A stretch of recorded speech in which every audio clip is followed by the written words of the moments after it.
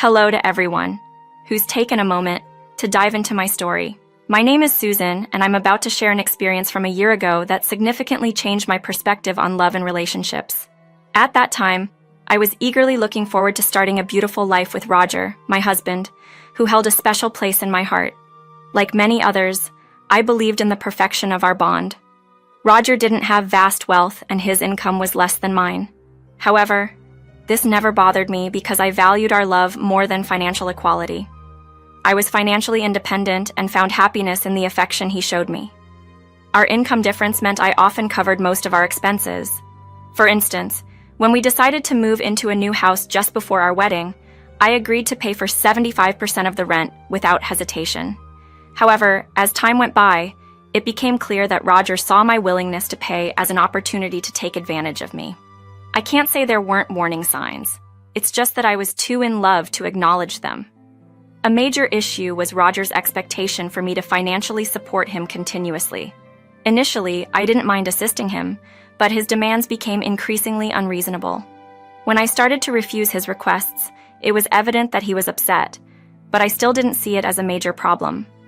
That changed when he made an absurd demand just before our wedding. He urgently asked for my credit card for wedding stuff, but became evasive and irritated when I inquired about the specifics. This behavior was alarming and out of character for the open and transparent relationship I thought we had. It made me rethink our dynamic and the future of our marriage. I stood my ground, insisting on knowing the reason behind his urgent need for my credit card. His response was dismissive and controlling, which only fueled my concerns. This incident was a turning point for me, highlighting the importance of mutual respect and transparency in a relationship. It was a painful but necessary lesson in recognizing the difference between love and exploitation. Roger's request caught me entirely off guard. He explained he needed my credit card to book his bachelor party trip to Fiji, including plane tickets and hotels for his groomsmen. It took a moment for the reality of his words to sink in. My disbelief must have been evident, as Roger's frustration grew when I hesitated, asking him to clarify why he thought I should finance this getaway. "Roger, this is absurd. Why should I pay for your bachelor trip to Fiji? Isn't that something your groomsmen should cover? If it's too expensive, pick another place," I countered, shocked by his boldness. He was adamant about Fiji being his dream destination and had promised to cover the expenses since his friends couldn't afford it. I stood my ground, refusing to use my resources for a trip I wouldn't even be a part of. This led to a significant argument, ending with Roger storming off to stay with his mother. Surprisingly, his mother, Kathleen, supported my stance and sent him back, albeit reluctantly. Following days of silence, I proposed a solution. Instead of his bachelor party in Fiji, we could spend our honeymoon there.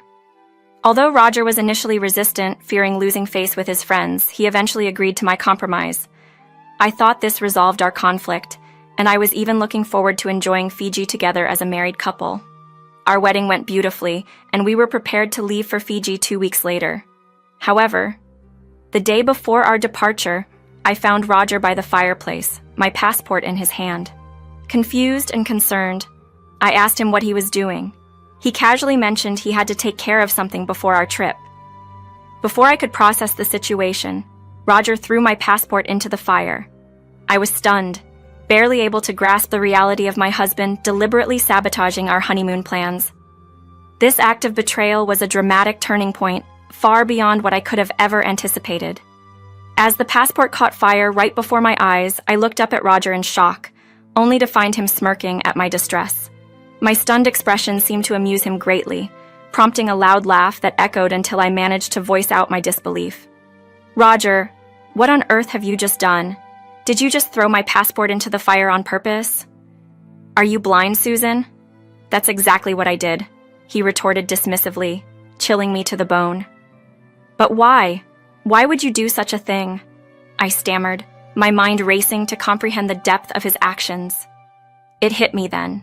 The full weight of what he had done, deliberately destroying a crucial document, my passport, reducing it to ashes.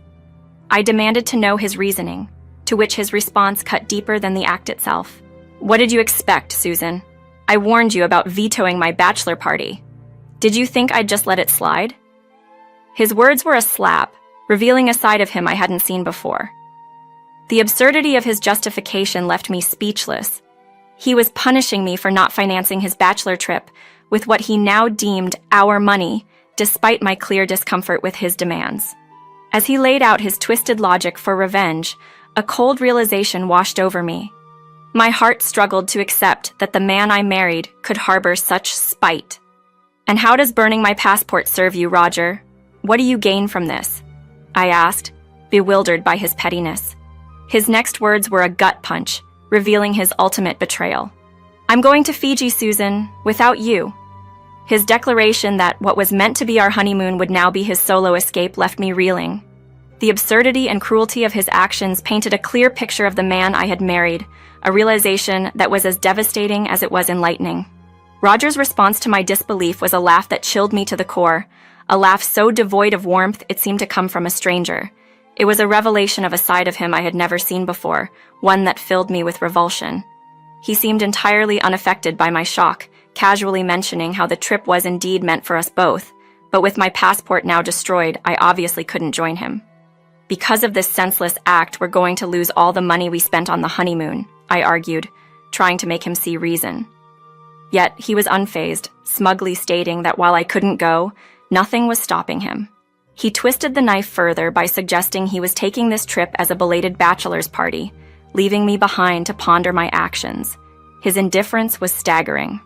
"You're seriously planning to go without me? To our honeymoon?" I pressed, hoping for some sign of remorse. But he coldly justified his decision as a lesson for me, claiming I had made him choose between his bachelor party and our honeymoon. He ended the conversation abruptly, announcing his early flight and dismissing me as he went upstairs. Left alone with my thoughts, the gravity of the situation sank in. Betrayal and disbelief gave way to tears as I recognized the signs of control and abuse I had once observed in my own family. It was a painful echo of the past I never wanted to repeat. I knew I couldn't let this go unchallenged, clinging to a faint hope that Roger would realize his mistake and seek forgiveness. I was even willing to consider couples counseling, such was the depth of my love for him. However, that hope was shattered the next morning as Roger descended with his bags packed, ready to leave for the airport without a backward glance. My heart broke watching my marriage crumble while he left for the airport, leaving me behind in a flood of tears. The next day was a blur of sorrow, only interrupted when Kathleen, my mother-in-law, called, inquiring about our connecting flight to Malaysia, unaware of the turmoil. The confusion in her voice when I explained I hadn't gone on the trip hinted at the disconnect Roger had created, not just between us but within our families. This conversation only deepened the realization of the immense gap that had formed in what was supposed to be a new chapter of unity and love. Receiving a message from Roger that he had boarded the plane without a hitch brought everything crashing down once more, and I found myself overwhelmed, tears streaming as I attempted to convey the situation to Kathleen. My distress was so palpable that Kathleen quickly ended the call and made her way to my house. Upon arrival, her shock at seeing me in such a state was evident. She offered comfort and, after a while, demanded to know why I hadn't accompanied Roger on our honeymoon. "Roger isn't lying, Kathleen. He did go on the trip, but he left me behind," I managed to explain through tears. The idea that this was meant to be our honeymoon but had turned into something else entirely left Kathleen both appalled and furious. She couldn't believe what Roger had done and was ready to confront him with the full force of her anger.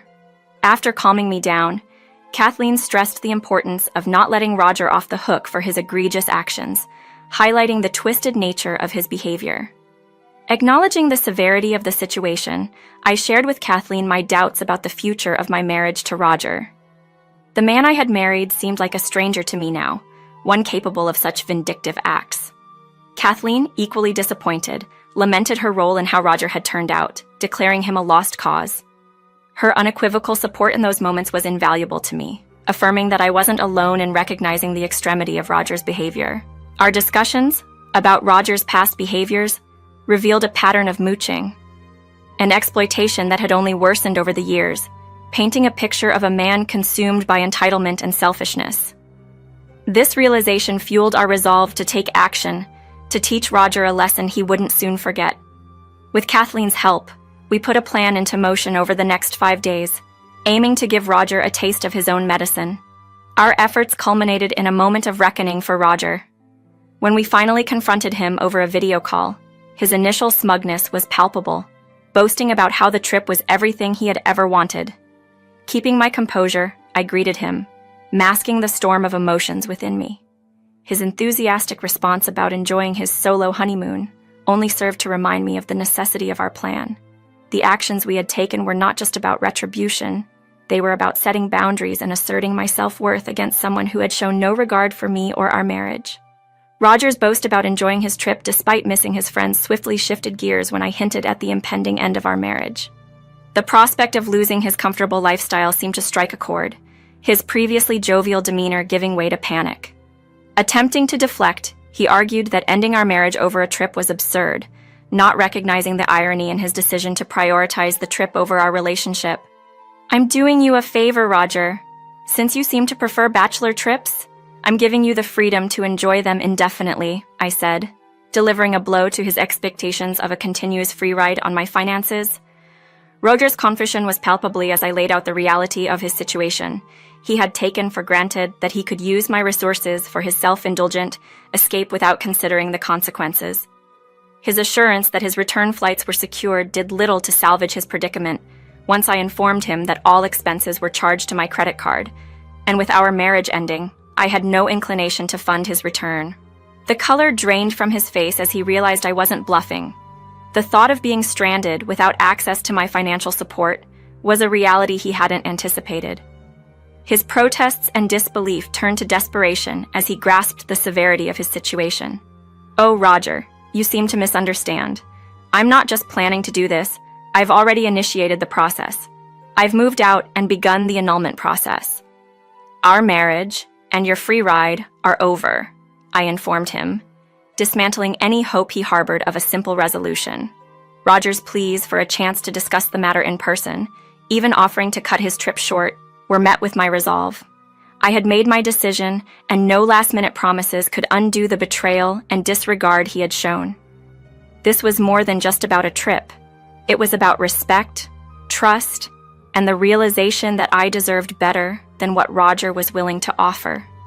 Roger's plea for a chance to rectify his mistakes fell on deaf ears. His actions from the moment he embarked on that ill-conceived vacation demonstrated a blatant disregard for our marriage. The final straw was his deliberate act of destroying my passport, a symbol of his utter disrespect for me and the life we were supposed to build together. "This marriage was over the moment you decided to burn my passport, Roger. You've made your choices, and now you must live with them," I stated, making it clear there was no turning back. Without hesitation, I ended the call, proceeding to cancel all bookings made with my credit card. The screenshots of the cancellation confirmations were sent directly to Roger, who oscillated between insults and pleas, unable to comprehend the gravity of his situation. I blocked his number, severing the last line of communication, leaving him to face the consequences of his actions alone. It took Roger a full day to return, having exhausted his funds on frivolous expenses.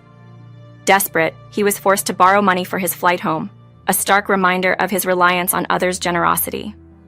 Attempts to reach out to Kathleen were futile. She, like me, had chosen to distance herself from his manipulative tactics. Roger's surprise was palpable when he found me residing with Kathleen, his mother. His confusion only deepened as Kathleen coldly questioned the justification of his actions, siding with me over her son. Roger's attempts to portray himself as the victim were pathetic, especially in light of the truth. Kathleen, fully aware of the extent of his betrayal, offered no sympathy, instead offering me refuge and support. The dynamic in Kathleen's living room, with me, witnessing Kathleen's unequivocal support, was a powerful moment. Roger's narrative of betrayal, blaming me for his predicament, was a desperate attempt to evade responsibility. However, the solidarity between Kathleen and me was unbreakable, a testament to the shared recognition of Roger's true character. Roger's plea to his mother Kathleen for financial assistance was met with a stern rebuke, highlighting the extent of his misplaced entitlement. "Roger, since when did Susan become your bank? It's appalling how you've acted, and now you expect sympathy?" Kathleen expressed her disappointment and refusal to enable his behavior further. This moment marked a significant turning point as Roger faced the harsh reality of his actions and their consequences.